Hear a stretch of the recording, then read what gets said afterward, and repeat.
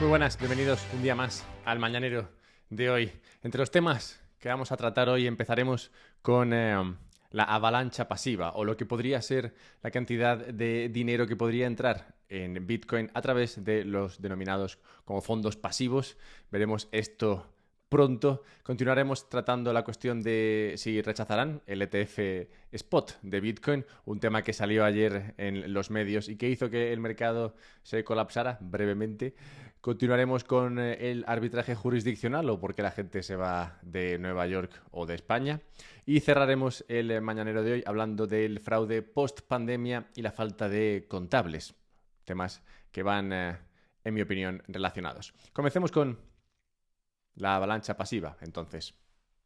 Mike Green lleva años hablando del riesgo de la inversión pasiva para los mercados. Mike es un analista financiero cuyo personaje favorito es un tal Vicini. Bueno, un personaje ficticio de la película La princesa prometida.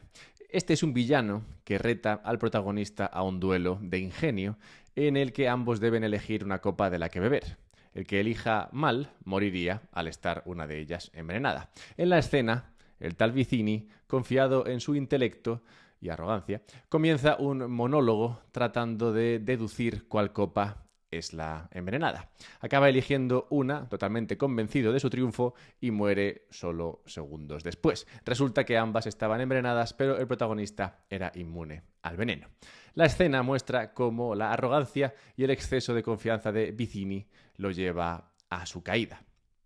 Que Mike sea muy fan de esta escena dice mucho de cómo entiende el mercado y el mundo de la inversión en general. Pues bien, Mike describe la inversión pasiva como aquella que funciona de la siguiente manera. Es una en la que el conjunto de instrucciones para la inversión es el más sencillo posible. Básicamente se reduce a si yo te doy dinero, gestor de fondo pasivo, compras. Si te pido dinero, vendes. La inversión pasiva, por tanto, no discrimina, lo que significa que en igualdad de condiciones se puede comprar tanto una empresa mala, incluida en un fondo indexado, como una empresa excelente. De acuerdo con Mike, la inversión pasiva crea un incentivo perverso para las empresas cotizadas. ¿Cuál? Bueno, pues como la inversión pasiva controla cada vez más el capital o la cantidad de dinero dedicada a la inversión, la pregunta ya no es cómo tener la empresa más prudente fiscalmente, sino cómo conseguir que te incluyan en el índice. Pues si te incluyen, entonces te comprarán, sin ni siquiera mirar si eres una buena empresa o una mala empresa. Mike Green calcula que la indexación pasiva representa más del 50% de todas las compras del Standard & Poor's 500, el principal índice americano. Y el riesgo al que se exponen todos estos inversores es el de que los distintos activos, esto es, las acciones de las empresas, dentro de este índice no tengan un precio justo. Es decir, que no estén valoradas de acuerdo a lo que realmente deberían valer fundamentalmente, sino a si, como digo, están en el índice o no están en el índice. Y bueno, que tengan esta valoración no sería malo per se, o que los fondos pasivos existan no sería malo per se.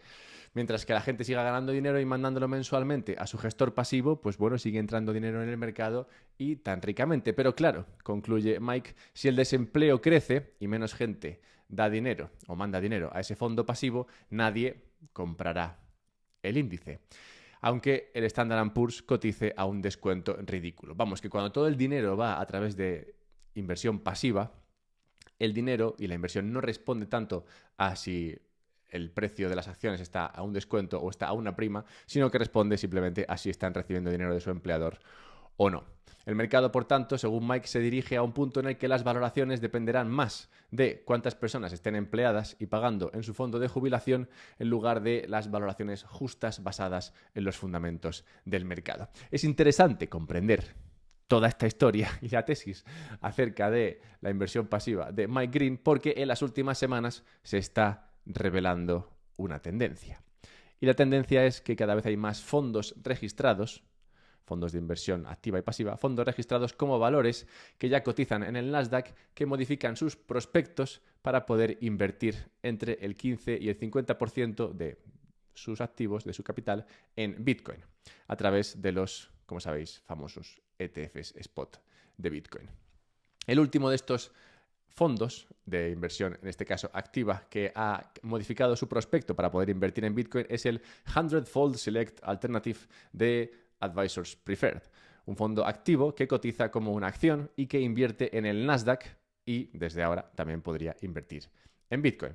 Conforme se vayan aprobando ETFs spot de Bitcoin y estos empiecen a cotizar como acciones en el mercado americano, más fondos como este de 100-Fold whatever se expondrán al activo, a Bitcoin en este caso, dando entrada a más capital. Finalmente, Bitcoin se abrirá camino también en los fondos pasivos, cuyo tamaño tanto preocupa a Mike.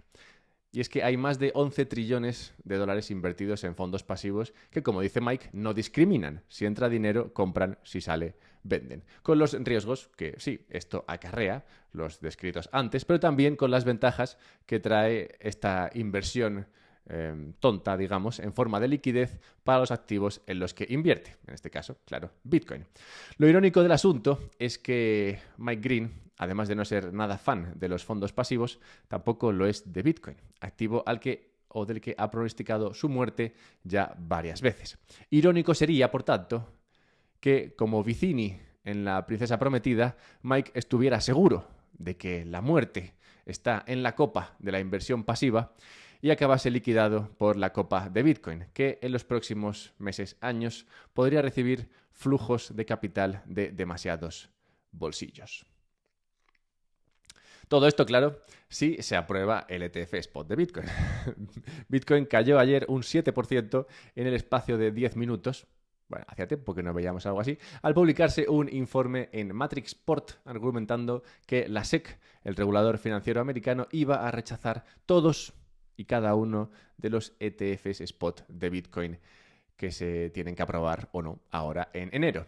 ¿Quién es Matrixport? ¿De dónde sale su información? Bueno, Matrixport es una empresa de análisis, curiosamente una participada por Jihan Wu, cofundador de Bitmain y, como podéis imaginar, gran tenedor de Bitcoin. ¿Y qué más es Matrixport? Pues realmente ya está. Eso es todo lo que se sabe de Matrixport. Supongo que se dedican a hacer análisis y venderlos. En su informe decían lo siguiente.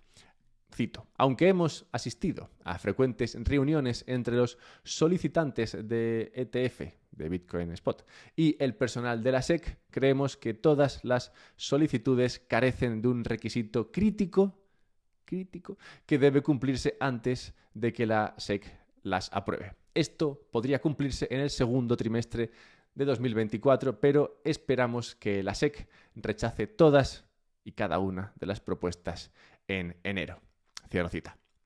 Bien, ¿cuál es ese requisito crítico que al parecer todos los diferentes propuestas o solicitudes no están cumpliendo? Pues hay que pagar para saberlo, y no pagarme a mí, sino pagar a Matrixport. Y sinceramente, pues no me interesa lo suficiente como para pagar otro servicio de análisis.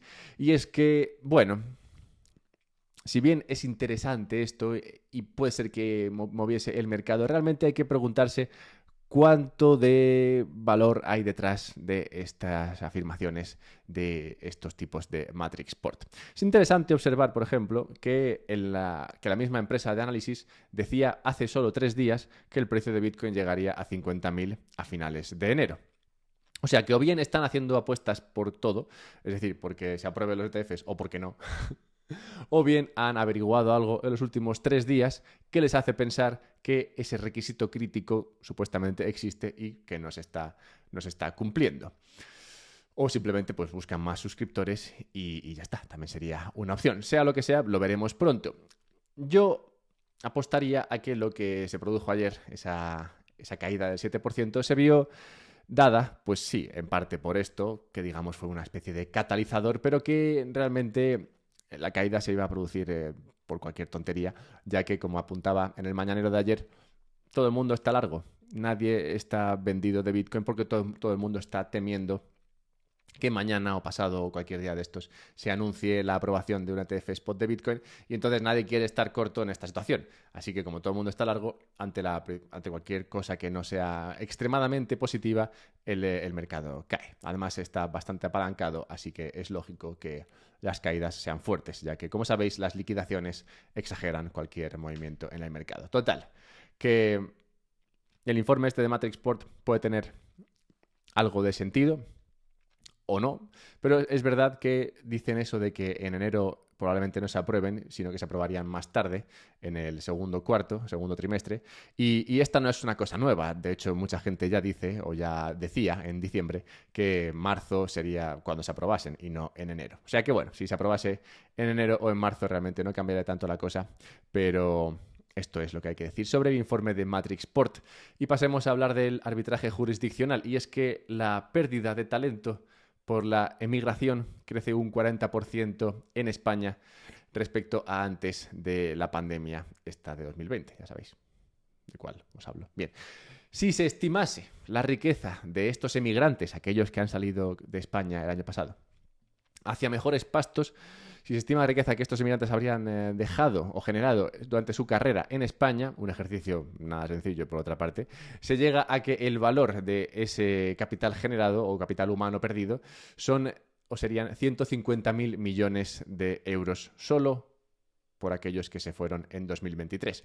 Ciertamente es un ejercicio un poco arbitrario, ¿no? Calcular lo que habría generado la gente que se fue el año pasado si hubiese trabajado toda su vida en España en a saber qué.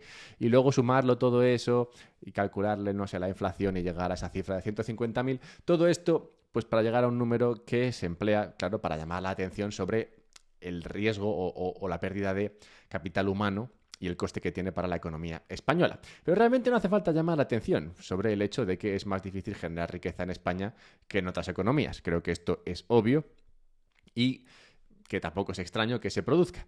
De hecho, se está viendo en otros sitios. En julio del año pasado, 217.000 personas, o el 1,1% de la población neoyorquina, huyó del estado de Nueva York hacia Florida y Texas, donde disfrutan de menores impuestos. Este éxodo se produjo o comenzó a crecer, mejor dicho, en los últimos años, conforme Nueva York y otros estados como California, estados sí que tienden a votar democráticos o al Partido Demócrata, vieron subidas de IRPF. Y es que, bueno, el arbitraje jurisdiccional siempre ha sido una posibilidad. Se ve en el caso español, se ve en el caso americano, pero hoy confluyen dos factores que harán que este fenómeno crezca en el futuro. Por una parte, tenemos países con una mayor voracidad impositiva por su incapacidad de gastar menos. Y por otra parte, tenemos una mayor flexibilidad de una gran parte de la población que no está atada por una vivienda, ya que no tiene acceso a ella, y con la capacidad de mover riqueza fácilmente gracias a activos como Bitcoin. Dejadme 30 segundos para recordaros que este mañanero crece y llega a más personas gracias a vosotros, a vuestra labor compartiendo este contenido, cogiendo el enlace de donde sea que estéis escuchando esto y compartiéndolo, poniéndolo ahí en Twitter. Podéis hacer esto, es sencillo, fácil, lo puede hacer cualquiera. Mi madre sabe hacerlo, aunque no lo hace. Pero bueno, podría hacerlo, total, que es muy sencillo. Así que puedes hacerlo si quieres que llegue a más gente, puedes ayudarte al tiempo que me ayudas a mí si compras Bitcoin a través de Relay. Es muy fácil, muy sencillo, muy rápido hacerlo a través de esta plataforma y una vez que tengas Bitcoin puedes guardarlo de manera segura en una Bitbox, que es un USB molón, donde puedes guardar tu Bitcoin. Así que haz uso de estas facultades y de estos descuentos que encontrarás en la descripción del podcast. Y pasemos a tratar el fraude post-pandemia. El programa de alivio fiscal contra el COVID ha costado a los contribuyentes estadounidenses más de 230.000 millones de dólares. Esto fue lo que se dedicó a estas ayudas. Hoy se estima que muchas de dichas ayudas no eran merecidas, Dios santo, y que simplemente se farmearon, como se diría en los círculos de shitcoiners sedientos de yield, que se hicieron trampas para conseguir estas ayudas. Entre las trampas estarían pues inventarse empleados, inventarse empresas, digamos cumplir con los requisitos para obtener las ayudas, cosa que siempre es más fácil que estar en la posición de recibir la ayuda, sobre todo debido a los incentivos creados para ello. La agencia tributaria americana habla, por tanto, de un fraude fiscal sin precedentes. ¿Quién se lo iba a imaginar? Y ya ha iniciado auditorías masivas, que veremos cómo llevan a cabo, en casos de dudosa credibilidad, con un importe supuestamente defraudado que podría alcanzar los 3.000 millones de dólares, aunque algunos estiman que el total podría ser mucho mayor. Esto viene en un momento en el que Estados Unidos sorpresa o curiosamente, sufre de una falta de contables acuciante. El año pasado el número de contables registrados, aquellos que tienen supuestamente la capacidad para hacer esto oficialmente, bajó de 430.000 a 415.000. Una tormenta perfecta, esta de la pérdida y falta de contables, causada, esto sí que no sorprende a nadie, por el incremento en la regulación y en los impuestos. Más regulación y más leyes implica mayor necesidad de contables que implementen toda esa legalidad y lío contable infernal. También más regulación y más leyes y más impuestos implica o crea más opciones de buscar agujeros, lo cual incrementa la demanda de contables por las grandes empresas, lo cual se lleva contables de las pequeñas empresas. Y además todo esto se une para, como digo, dar forma a esa tormenta perfecta, se une con la competencia entre el mercado privado, que demanda contables, y el mercado público, que también demanda contables, para perseguir todo ese fraude que, como digo, se ha producido en los últimos años en Estados Unidos. Vamos, que hay una vorágine de demanda de contables en Estados Unidos que no se está satisfaciendo a gusto de nadie. Una cantidad ingente de empleados que sí, oye, pues con todos mis respetos a los contables, pues es un empleo improductivo totalmente, derivado de un sistema impositivo gigante. No es de extrañar, por tanto, que reducir el número de impuestos fuese lo primero que intentó implementar Milei en Argentina. Y es que el incrementar el número de impuestos no solamente es un coste para las empresas, sino que puede ser finalmente un coste para toda la economía. Pues acaba extrayendo recursos de otros sectores para llevarlos ahí a sumar números y restar letras. Y cerremos el mañanero de hoy con la necrológica. Tenemos que recordar la muerte en tal día como hoy de Erwin Schrödinger, conocido, imagino que ya sabréis todos, conocido por el experimento mental del gato, ese gato que está en una caja, el gato de Schrödinger, y que no sabes si está vivo o muerto. Como sabes, a Schrödinger le flipaba la física cuántica. Bueno, pues ese gato del experimento no sabes si está vivo o muerto hasta que abres la caja para saber si está vivo o muerto, hablando de los estados cuánticos. Bueno, pues curiosamente algo así como el gato de Schrödinger está ocurriendo hoy con los famosos americanos, o al menos con su carrera profesional. Pues la carrera profesional de muchos famosos americanos hoy está viva o muerta conforme abran y miren las listas con los nombres de las personas que fueron a la isla de Jeffrey Epstein. Así que ahí tenemos una mezcla entre Schrödinger, Epstein y los famosos americanos. Espero que lo hayáis disfrutado como el mañanero entero. Compartidlo si os ha gustado. Buscadme en Twitter, @alberto_mera. Comprad Bitcoin si os apetece a través de Relay. Podéis usar el enlace con el descuento en la descripción y podéis guardarlo en una Bitbox. Disfrutad del día y ala, nos vemos mañana.